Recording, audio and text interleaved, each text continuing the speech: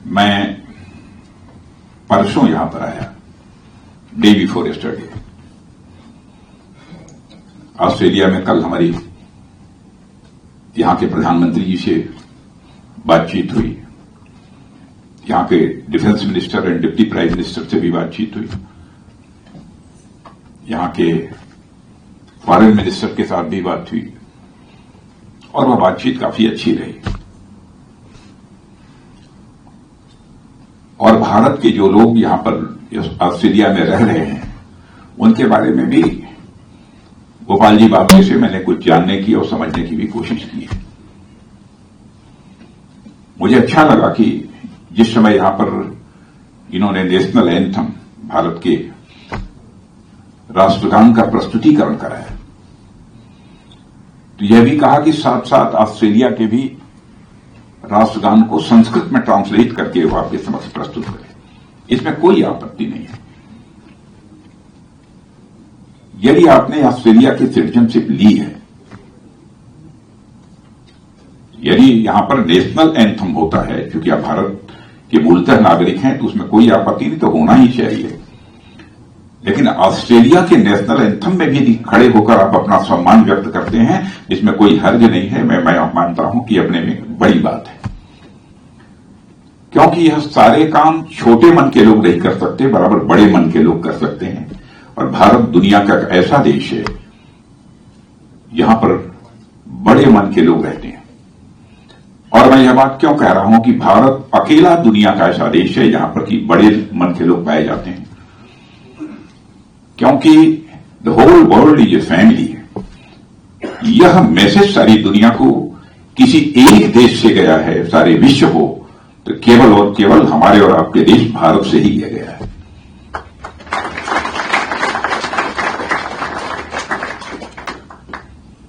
और आप यहां पर अपनी बहुत ही महत्वपूर्ण भूमिका निभा रहे हैं। Do you understand my Hindi और नॉट? सभी लोग समझ रहे हैं ना? आप सब बहुत ही महत्वपूर्ण भूमिका यहां पर निभा रहे हैं। और यह मैं जानता हूं कि आप इस बात की भी चिंता करते हैं। एक इंडियन की जो क्रेडिबिलिटी है, एक इंडियन की जो साख है, एक इंडियन की जो विश्वसनीयता है, उस पर किसी भी सूरत में साइन ऑफ इंट्रोगेशन नहीं लगना चाहिए। और किसी भी सूरत में इसको बचाकर, इसको बनाकर रखना एक सच्चे भारतीय की पहचान है, ऐसा मैं मानता हूं। यदि यहां पर आप कुछ अर्न कर रहे हैं, कमा रहे हैं, अपना परिवार चला रहे हैं, तो भारत के नागरिक होने के नाते भारत के प्रति यदि आपकी निष्ठा है, तो ऑस्ट्रेलिया के प्रति भी हमारी ईमानदारी, हमारी विश्वसनीयता बनी रहनी चाहिए। मैं समझता हूं कि इस संबंध में भी हमको काशस रहना चाहिए। और आपका ही व्यवहार भारत और ऑस्ट्रेलिया के बीच के संबंधों को और मजबूत करेगा और प्रगाढ़ करेगा, ऐसा मैं मानता हूं। हमारा चरित्र है, हम किसी के साथ दगाबाजी नहीं कर सकते। हमारी एक साख सारे विश्व में, क्योंकि हम सब सारे बड़े लोग के हैं। कल हमारी जब प्रधानमंत्री से बात हो रही थी, तो भारत इस समय इतनी तेजी से प्रगति कर रहा था, उसकी उन्होंने बहुत सराहना की है, ऑस्ट्रेलिया के प्रधानमंत्री ने। और उन्होंने कहा कि हमने आज के 12-13 साल पहले भी भारत को देखा है, यानी 91 में संभवतः वो भारत गए थे। और उसके बाद हाल फिलहाल जब उनका भारत जाना हुआ, तब बतला रहे थे, साहब इतनी प्रोग्रेस भारत ने की है जिसकी कि मैं कल्पना नहीं कर सकता था। अच्छा, आप भी सहज रूप से स्वीकार करेंगे कि पिछले 12 वर्षों में इंटरनेशनल कम्युनिटी में भारत का कद ऊंचा हुआ है।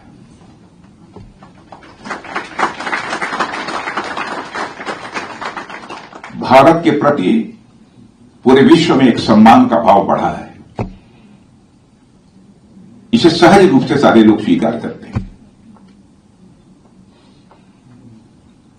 पहले इंटरनेशनल फोरम पर भारत कुछ बोलता था तो भारत की बातों को जितनी गंभीरतापूर्वक लिया जाना चाहिए नहीं लिया जाता था।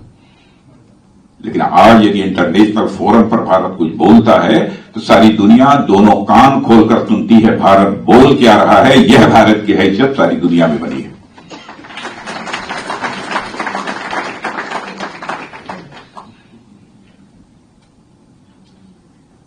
और इसे भी आप अच्छी तरह जानते हैं कि जितनी भी फास्टेस्ट ग्रोइंग मेजर इकोनॉमी हैं इस वर्ल्ड की, ज्यादा नहीं है, उंगलियों पर गिना जा सकता है,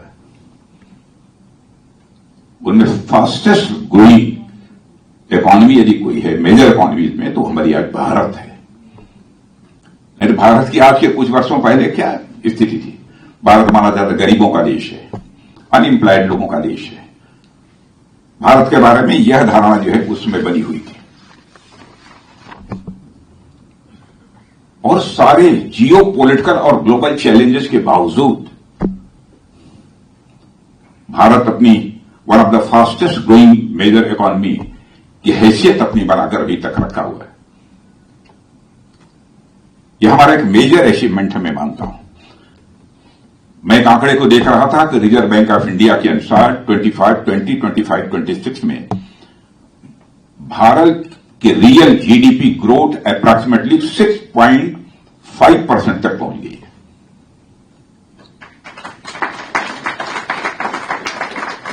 यह हमारी एक बहुत बड़ी उपलब्धि है। 11-12 साल पहले हम दुनिया की 5 फ्रेजाइल इकोनॉमीज में हमारी काउंटिंग होती थी, लेकिन आज फेबुलस 5 में आकर हम लोग खड़े हो गए।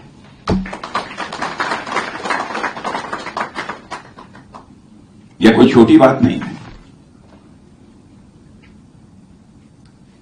और इतना ही नहीं, भारत के पास फॉरेन एक्सचेंज रिजर्व, क्योंकि ये सब सारी चीजें हैं कि सबको याद रखना कठिन है। एक समय फॉरेन एक्सचेंज रिजर्व की हमारे भारत में क्राइसिस रहा करती थी, और आज आपको जानकर प्रसन्नता होगी कि हमारे पास more than $700 billion foreign exchange reserve है हमारे पास।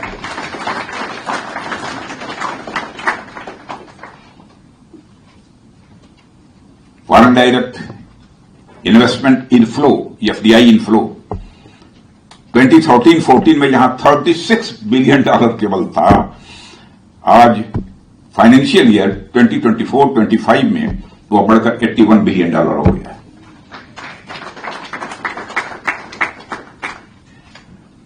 और इतना ही नहीं, हमारा एक्सपोर्ट भी बहुत बड़ा है। मोर देन $825 बिलियन एक्सपोर्ट बढ़ गया। पहले 100, 200, 300 बिलियन बस इतना ही रहा करता था। तो कई ऐसे मेजर अचीवमेंट्स हम लोगों के हैं जो कि मोदी जी की गवर्नमेंट आने के बाद हम लोगों ने हासिल किए हैं। और मैं अपने प्रधानमंत्री के बारे में भी कह सकता हूं कि हमारा प्रधानमंत्री सचमुच जब कभी कोई स्टेप लेता है भारत के इंटरेस्ट में तो करिश्मेटिक स्टेप होता है। लोग कल्पना नहीं करते, रिस्क उठाते हैं। एक बार यूं ही उन्होंने ओथ लिया था, संभवतः पहली बैठक थी, ऑफिसर्स की मीटिंग बुलाई थी। उस बैठक में मैं था और प्रधानमंत्री, 2 लोग थे बैठे। तो उस समय मोदी जी ने कहा कि भाई ये बैठक इसलिए बुलाई गई है, मैं चाहता हूं कि भारत में एक भी फैमिली ऐसी शेष नहीं बचनी चाहिए जिसका कि बैंक्स में अकाउंट न हो। तो बैठक काफी 2 घंटे 2.5 घंटे तक चली थी। बीच में ही मैंने उनसे पूछा कि पहली बैठक में ये आप स्टेप क्यों ले रहे हैं? तो उन्होंने कहा कि राजनाथ जी अब बैठक समाप्त होने के बाद चर्चा करें। और आप समझिए कुछ ही महीनों में जितनी भी लोग फॉरेन सिटीजन्स थे सबके बैंकों में अकाउंट हो गए। और हमारे यहां जितने गरीब लोग थे, फार्मर्स थे, सबके अकाउंट्स में धड़ाधड़ 6,000, 10,000, 1,000 जो कुछ भी लेना था धड़ाधड़ वो ट्रांसफर होने लगे। लोगों की परचेजिंग कैपेसिटी बढ़ गई। बड़ी संख्या में लोग पॉवर्टी लाइन से बाहर आ गए। लेकिन इसी के कारण पॉवर्टी लाइन से बाहर आए हैं ऐसा नहीं है।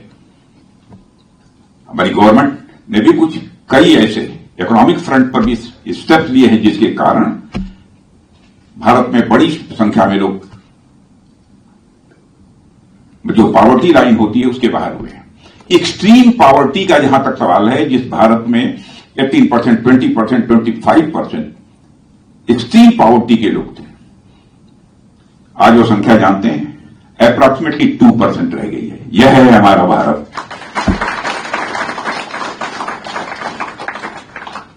यह है हमारा भारत। और इतना ही नहीं, स्टार्टअप्स और यूनिकॉर्न के बारे में तो आप जानते ही हैं। स्टार्टअप, ऐसे स्टार्टअप जिनकी वैल्यूएशन लगभग अप्रॉक्सीमेटली $1 बिलियन हुआ करती है, उन्हीं को यूनिकॉर्न कहते हैं। जब हमारी गवर्नमेंट बनी थी तो उस समय यूनिकॉर्न का नंबर जो हमारे देश में था वो 4 था। आज वह बढ़कर मोर देन 120 पहुंच गया है। 10 साल के अंदर ही 120। और वैसे ही पेटेंट्स के बारे में भी हम कहें, पेटेंट्स 2013-14 में यहां पर 4000 थे। अब देखिए, पेटेंट्स जो डिफरेंट आइटम्स होते हैं, प्रोडक्ट्स होते हैं, उनके पेटेंट्स 2013-14 में केवल 4000 थे। वो बढ़कर 1,30,000 से अधिक पहुंच गए।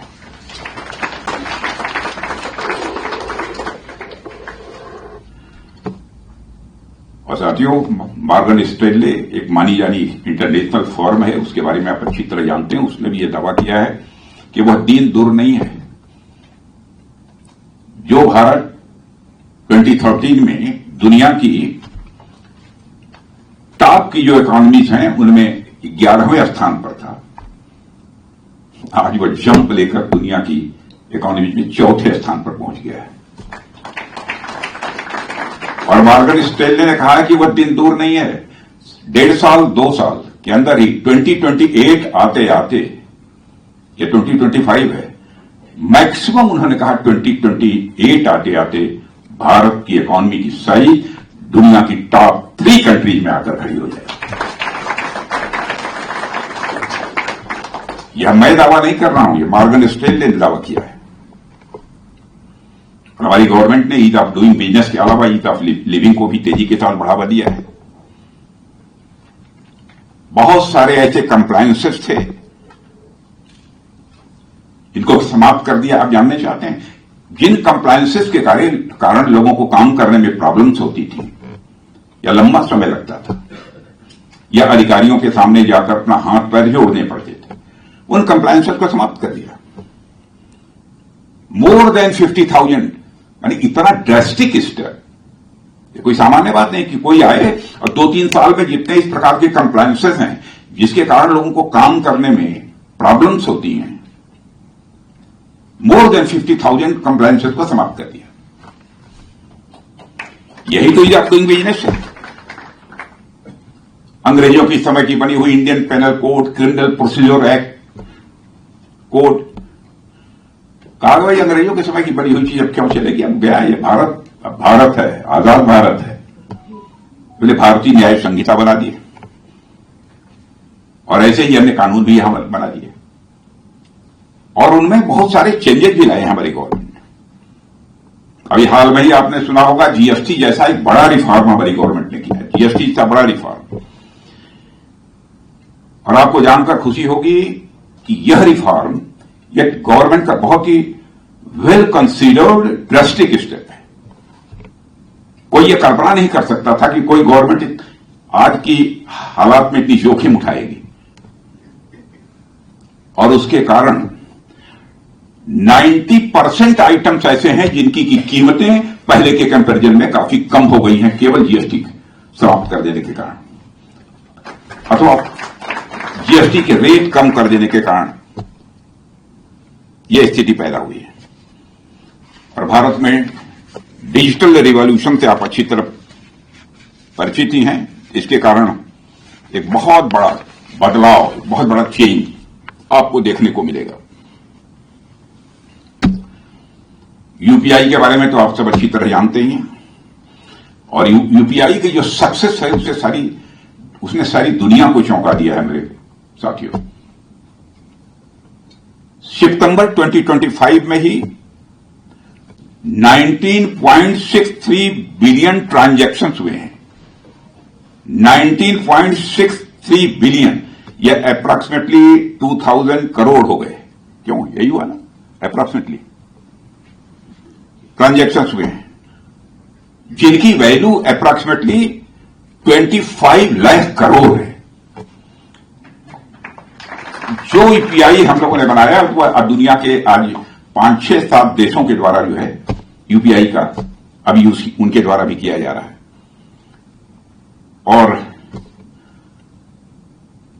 यूपीआई ने अपना ग्लोबल ये फुटप्रिंट बनाने में ही कामयाबी हासिल की है। इसमें फ्रांस है, सिंगापुर है, यूएई है, श्रीलंका आदि कई देश इस समय यूपीआई का यूज कर रहे हैं। भारत में 5G और ब्रॉडबैंड नेटवर्क गांव-गांव तक पहुंचा है। 5G तो पहुंच चुका है, 6G की भारत तेजी के साथ तैयारी कर रहा है। यह है भारत की प्रोग्रेस। और मैं समझता हूं भारत की इकॉनमी पूरी दुनिया के लिए एक आइलैंड ऑफ होप बनकर इमर्ज हुई है। आइलैंड ऑफ होप सारी दुनिया के लिए बनकर इमर्ज हुई है। चाहे वो ग्लोबल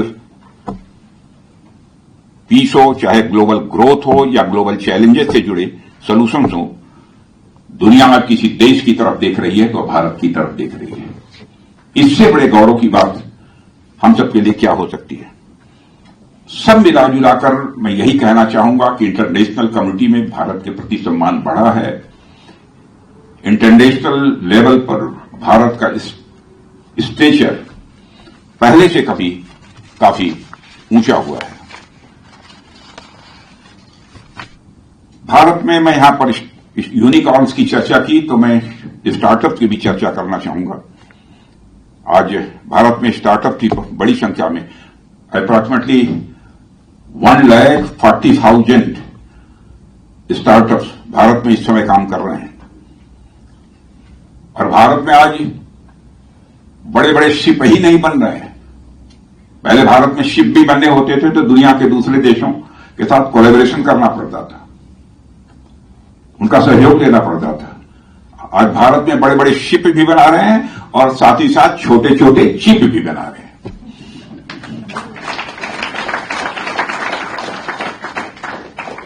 दोनों काम हो रहे हैं। और सब तो सब एयरक्राफ्ट कैरियर हम लोग बाहर से लेते थे। और साथियों, आपको सुनकर प्रसन्नता हो कि एयरक्राफ्ट कैरियर हम आप अपने भारत देश में बना रहे हैं।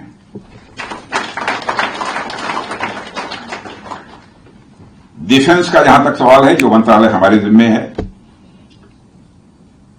आज के कुछ साल पहले हालात ऐसे थे, ज्यादा नहीं, 7, 8, 9 साल पहले ही ऐसे हालात थे कि हमारे यहां जो एक्सपोर्ट होता था डिफेंस आइटम्स का 600 करोड़ का होता था। आज हम मोर देन 24,000 करोड़ का एक्सपोर्ट कर रहे हैं और दुनिया की 100 कंट्रीज को एक्सपोर्ट कर रहे हैं। डिफेंस मैन्युफैक्चरिंग सुनेंगे? डिफेंस मैन्युफैक्चरिंग जो हमारी गवर्नमेंट बनी थी तो उस समय जो होती थी वो पहले तो 600 थी 2013 में अप्रॉक्सीमेटली, फिर 2014 में 1400 या 1500 करोड़ के आसपास थी। आज हमारा डिफेंस प्रोडक्शन जो पहले 600 था, बाद में 1300, 1400 करोड़ पहुंचा। आज वह बढ़कर 1.50 लाख करोड़ से अधिक पहुंच गया है। कितनी तेजी से भारत आगे बढ़ रहा है। और भारत का हौसला, मैं समझता हूं कि आगे बढ़ने के लिए इंसान के पास सब कुछ के अलावा, आपके पास सब कुछ है, हौसला यदि न हो तो मैं समझता हूं जिंदगी में आप विजय नहीं हासिल कर सकते। जिंदगी में जो चुनौतियां आती हैं, चैलेंजेज आते हैं, उन चैलेंजेज पर विजय भी नहीं प्राप्त कर सकते। और हिंदुस्तान का हौसला दुनिया ने यदि देखा, इस बार ऑपरेशन सिंदूर के दौरान हम भारत के हौसले,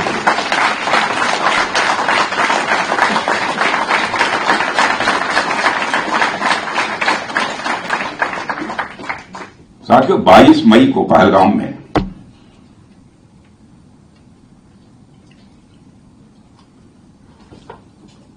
हमारे जो निर्दोष टूरिस्ट थे,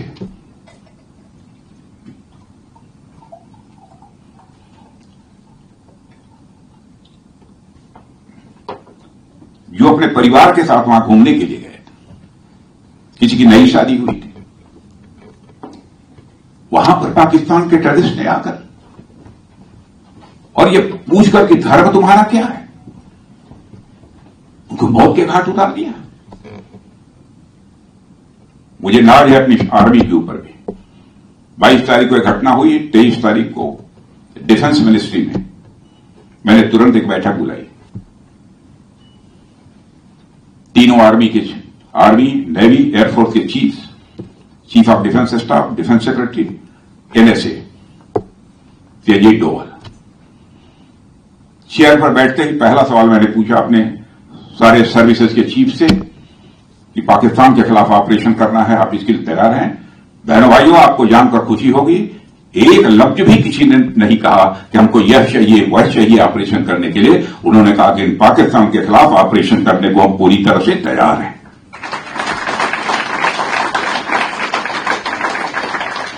बाद में दूसरे दिन हम लोग प्रधानमंत्री जी के साथ बैठे। प्रधानमंत्री जी ने कहा कि मेरी तरफ से खुली आजादी है, सारी स्थिति की जानकारी उनको थी ही पहले से। थोड़ी बहुत जानकारी हमारी फोर्स के लोगों ने उनको दी कि हम क्या करना चाहते हैं, और उन्होंने कहा कि जाइए, हमारी तरफ से खुली आजादी है, जो कुछ भी करना हो करिए। आइडेंटिफाई किया गया टेररिस्ट सेंटर्स कहां कहां हैं, ट्रेनिंग सेंटर्स कहां हैं, मेजर एस्टेब्लिशमेंट्स उनके कहां कहां हैं। उनको आइडेंटिफाई करने के बाद आपने देखा कि हमारे सेना के जवानों ने बैठे बैठे सारे उस टेररिस्ट कैंप को धराशायी कर दिया। बहुत ही प्रिसाइज अटैक हुआ था, बहुत ही प्रिसाइज। हमारा, यदि मैं कहूं बोलचाल की भाषा में, निशाना पूरा अचूक था, जहां मारा वहीं लगा।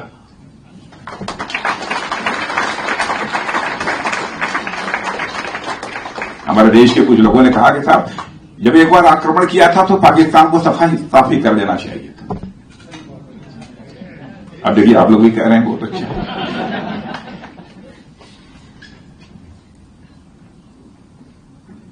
लेकिन बहनों भाइयों, हम हिंसा में विश्वास करने वाले लोग नहीं हैं। हम लोगों ने भी यह फैसला किया था कि केवल उनकी जो टेररिस्ट इस्टेब्लिशमेंट्स हैं उसे ही हम धराशायी करेंगे, सिविलियन इस्टेब्लिशमेंट को हम टच नहीं करेंगे। यह हमारा चरित्र है। हम धर्म के आधार पर किसी प्रकार का डिस्क्रिमिनेशन करने वाले लोग नहीं हैं। कास्ट के आधार पर, क्रीड्स के आधार पर हम कोई डिस्क्रिमिनेशन करने वाले लोग नहीं हैं। अरे भारत तो ऐसा देश है दुनिया का, जैसा मैंने कहा ना, इकलौता देश है, अकेला देश है जिसने सारे विश्व को ही अपना परिवार माना है। इतने बड़े मन के लोग हैं। इसीलिए यह फैसला भी, जो टेररिस्ट इस्टेब्लिशमेंट्स हैं उन्हीं को हम टारगेट करेंगे। यह बड़े मन का भी व्यक्ति यह फैसला कर सकता है, छोटे मन का व्यक्ति नहीं कर सकता। नहीं तो रिएक्शन में आकर वो कहता कि मार डालो सबको, चाहे मासूम बच्चे हो, महिलाएं हो, जो भी हो, मार डालो। भारत का जो चरित्र है, भारत का जो कैरेक्टर है, उसके अनुरूप ही हम लोगों ने फैसला किया। और भारत का चरित्र तो ऐसा है कि जरूरत पड़ी तो हाथों में शस्त्र लेकर हमारे देवी देवताओं ने भी संघर्ष किया है, लड़ाई की है और विजय हासिल किया है, धर्म की स्थापना की है। लेकिन भारत ऐसा भी देश है कि हमारे घर में बैठी हुई महिलाएं जो आटा गूंथती हैं रोटी बनाने के लिए, और नीचे से यदि कोई चींटी गुजरती है तो थाली से आटा निकालकर उस चींटी को खाने के लिए भी उसके आगे छिड़क देती हैं। इसको भारत एक ऐसा देश है। जिस सर्प के काट लेने के बाद मरने की पक्की गारंटी होती है, उसको भी नाग पंचमी के दिन गाय का शुद्ध दूध पिलाकर उसके दीर्घजीवी होने की कामना यदि कोई देश करता है तो भारत करता है। यह भारत का देश है। हम कैसे मार सकते थे किसी को? हम लोग धर्म जाति के आधार पर कोई भेदभाव करने वाले लोग नहीं हैं। यह हमारा चरित्र है। हम अपने चरित्र के खिलाफ कैसे काम करते? समग्र काम किया और आगे किसी ने गड़बड़ किया तो फिर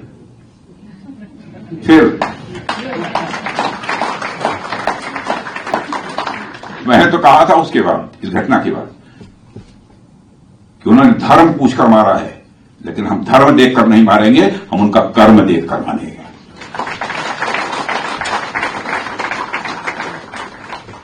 और मैं आपको याद दिलाना चाहता हूं, जब लंका में हनुमान जी पहुंचे थे, सीता जी का अपहरण रावण ने किया था, तो वाटिका में जाना था जहां सीता जी थी, तो बीच में उन्हें बहुत परेशान किया गया। उस घटना के बारे में आप जानते हैं। तो उन्होंने थोड़ा मार काट अपना शुरू किया, लोगों को धराशायी करते हुए, मारते पीटते हुए सीता जी के पास उस वाटिका में पहुंच गए हनुमान जी। तो सीता जी ममतामयी,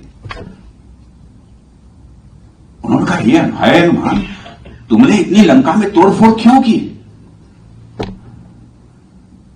तो उन्होंने कहा कि मैंने कुछ ज्यादा नहीं किया माते, ऐ मां, मैंने ज्यादा नहीं किया।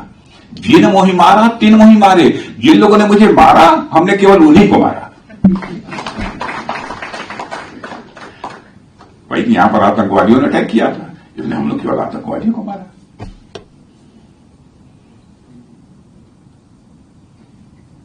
और वो बहुत बड़ी हम लोगों की एक कामयाबी थी। भारत के अचीवमेंट का जहां तक सवाल है, बहनों भाइयों जानते हैं कि अब तो भारत अब चंद्रमा तक पहुंच गया है। हमारा गगनयान जो है चंद्रमा के साउथ पोल पर जाकर लैंड करने में कामयाबी हासिल कर ली है। अब तो गगनयान की तैयारी है और ऊपर जाने की तैयारी है। और सब मिलाजुलाकर यदि कहना हो तो मैं कह सकता हूं, आज भारत में डेमोक्रेटिक पॉलिटिकल स्टेबिलिटी भी है और इसके साथ साथ पॉलिसी की प्रेडिक्टेबिलिटी भी है। दोनों चीजें हैं भारत।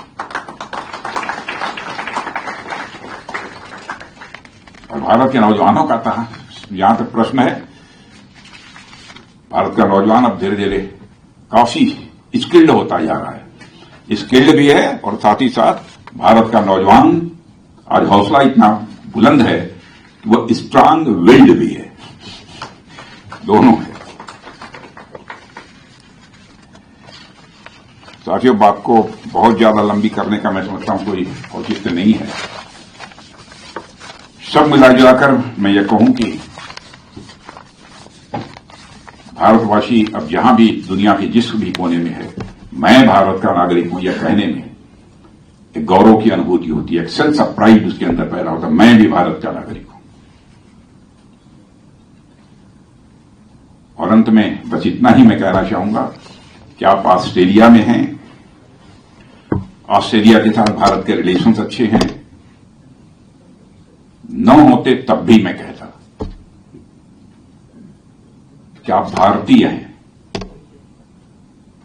इसलिए बराबर हमें इस बात की चिंता करनी चाहिए कि हमारी क्रेडिबिलिटी, हमारी साख, हमारी विश्वसनीयता पर किसी भी सूरत में दुनिया की कोई ताकत क्वेश्चन मार्क न लगा सके। बराबर हमारी तरफ से कोशिश होनी चाहिए, क्योंकि भारतीयों का एक सम्मान सारी दुनिया में बढ़ा है।